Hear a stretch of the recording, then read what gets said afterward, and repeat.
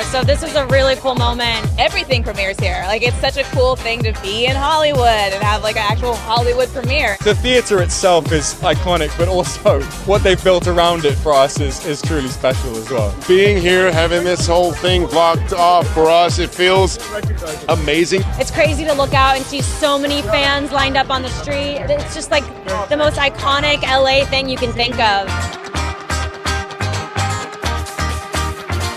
Masters of the Universe is huge, the energy's big. It's a fun ride, that's what it's supposed to be. Ultimately, it's like a movie that you can watch with your whole family. It's action, it's fantasy, it's comedy, it's got all the stuff. It felt like they had lifted the movie from the cartoons. Dive in, feel the nostalgia from the 80s and have fun.